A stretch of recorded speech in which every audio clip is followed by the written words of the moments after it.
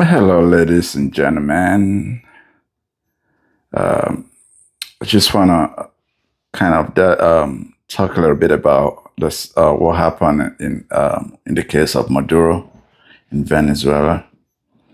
You know, when I think about the whole thing, it just gave me the vibe of the quality of the quality and advancement of how much advanced the weaponries of the United States are over other countries.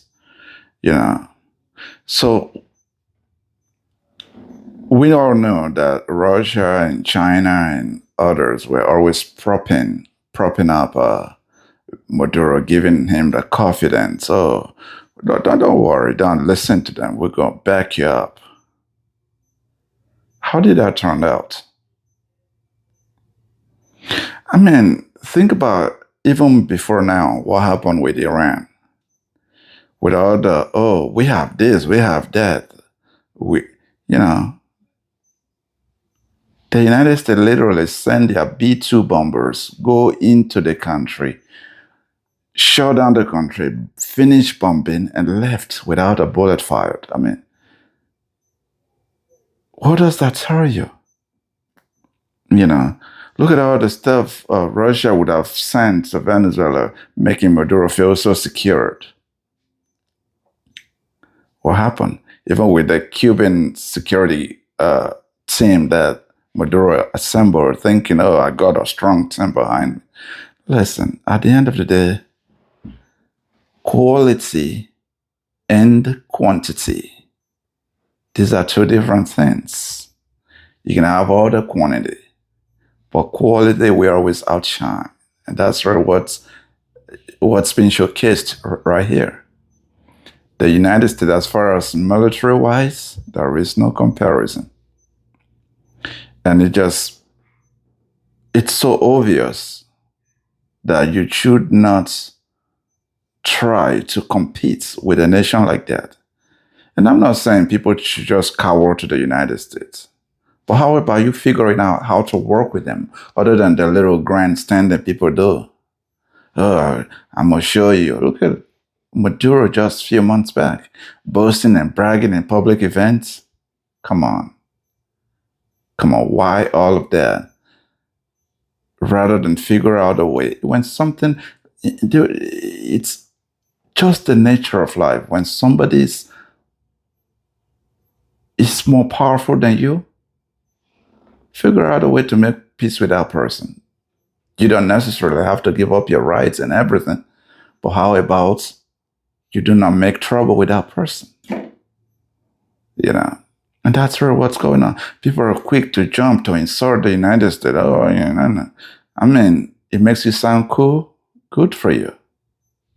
People are quick to insult Trump. Oh, good for you. But at the end of the day, what can you do? You know, think about the people in Nigeria right now, the Christians in Nigeria. You know, if not for the fact that Trump raised the alarm, you might not like how we say things, but he draws attention to the issues. And I understand a lot of people don't like this man for whatever reason best known to them. But the man draws attention to the issues. And that's the point we're making. Everybody want to sit down and fold their hands and look cool. No, he drew attention to the issue. And in the midst of that, people were saying, oh, he's coming to take over Nigeria oil and all that. That's some nonsense. There is no. Trump is not coming for your oil. And if Trump want to take your oil, if America want to take your oil, if they want to take your oil, you're not going to do anything anyway. So why even make all the noise? Figure out a way to work with these people. Work with the American government. Because at the end of the day, do not do things that will attract people that you don't want to be around, to come around.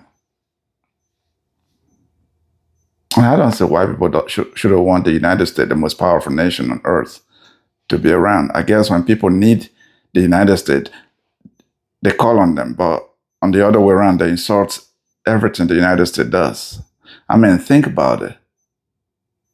And this always comes to my mind, especially those Nigerians who believe so much about Jesus and heaven and all that.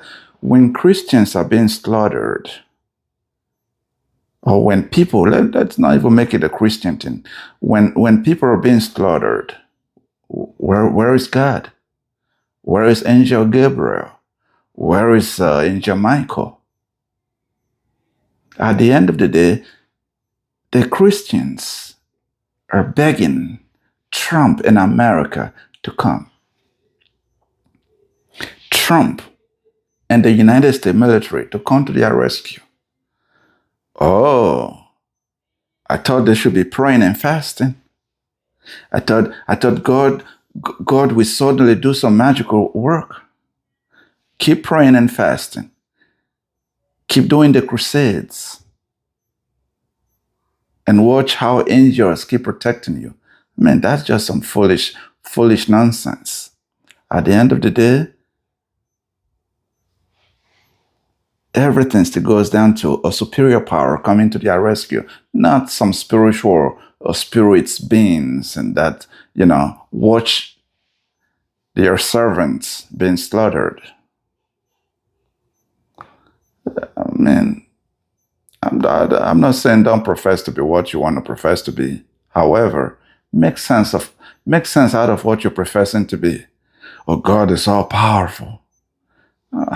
It might be all powerful, but there are certain things that he just cannot, he doesn't do by himself. He needs humans to do it. So rather than practical step towards solution, we rely on fasting and praying and all that nonsense. How far? How did that help? People walk into a church, they prep, got on their way, head to a church where professed servants of God who prayed before service are being slaughtered and nothing happened.